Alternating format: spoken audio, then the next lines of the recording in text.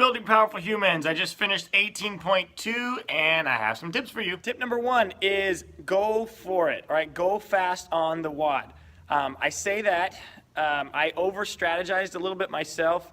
I think I wrote my scores down right here, you can see.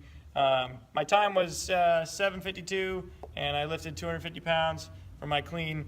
I think that that's too slow. I think I wasted a fair amount of time that I didn't really need to waste on that. I wrote on here, don't save too much time for the lifts because your legs will be dead either way, right? So if you go fast and crush it, you'll get a good time, right? If you go slow, your legs are gonna be dead and you will have just wasted time. So tip number two is gonna be breathe on the dumbbell. All right, let me show you what that looks like. Okay, so grip isn't a factor on this workout at all.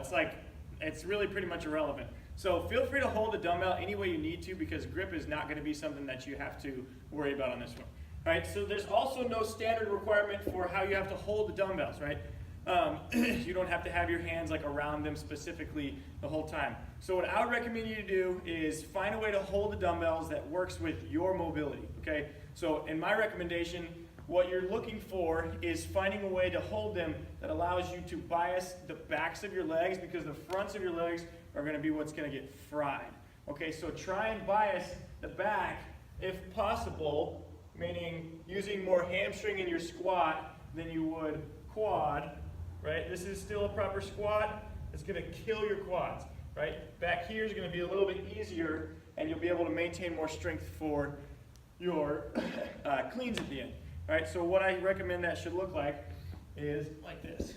So for me, if you ask me, I like to get them way back here like this and just breathe as I'm working through my squats, sitting back in that nice horizontal position, right? Or you can set them on your shoulders and just sit your hands out like this.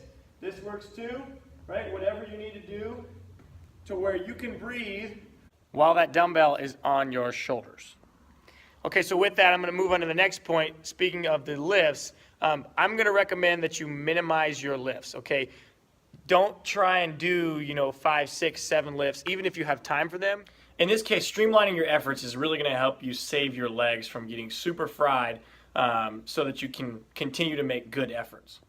My recommendation is 3 solid lifts and possibly leave yourself time for a 4th one, but 3's probably enough. Okay, so probably the most important thing that you will hear me say is no reps, okay? This is so important. Okay, so there's gonna be a ton of no reps given out tomorrow from not getting full depth and not remembering to stand those dumbbells up all the way. Standing the dumbbells up all the way is the easiest thing. Make sure and just remember to do that, all right? Second of all, you gotta make sure you get full depth. And if you're not sure, or if depth is something that's hard for you, here's what I recommend you do. Get out your phone and videotape, have your judge videotape you and help you to know whether or not you're getting full depth. Super important things you need to be aware of is every time when those dumbbells, every time before you start your squat with the dumbbells, you have to stand up all the way to an erect, complete standing position, okay? Starting and going straight into a squat is not permitted, so you do have to get it up to a straightened out position first and then begin your first squat. So I'll show you what that looks like. So getting it to here first and then squatting is the idea, okay? Let me show you what that doesn't look like.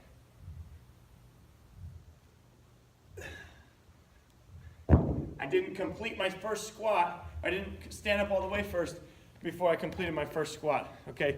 So the second one would have been a no rep. The first one would have counted because I stood up all the way, locked my legs and my torso and everything out straight, and then I began squatting.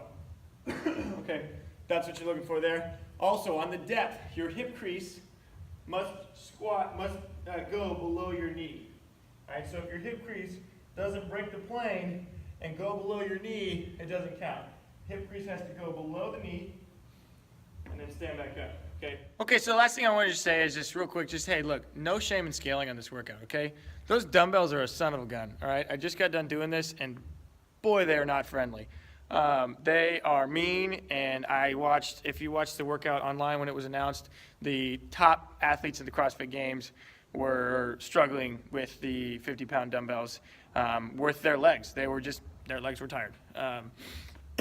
those dumbbells are heavy. They're really freaking heavy. So, well, I say that they're heavy because of the fact that you're doing burpees with them. So keep that in mind.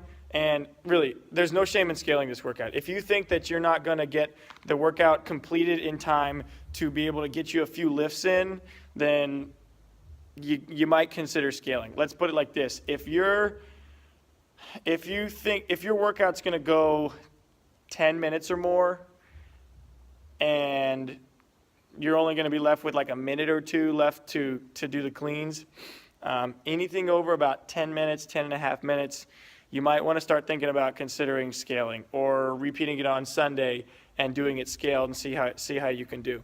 All right. Reason why I say that is because if you get a goose egg or a 0 on your lifting portion, that hurts you worse than it would to have no score. So, anyways, these are things to consider. Either way, if you ask me, this is one of my favorite open workouts we've had. I really liked the last one, and but this one was a lot more fun because it was kind of like a game. You know, it's kind of like, I don't know, it's kind of like a big kid game. It was pretty fun. So I'm excited to watch everybody do this one tomorrow. Make sure and take a real good look at all the standards and thoroughly analyze your squat before we get going. And come to the gym ready for some fun.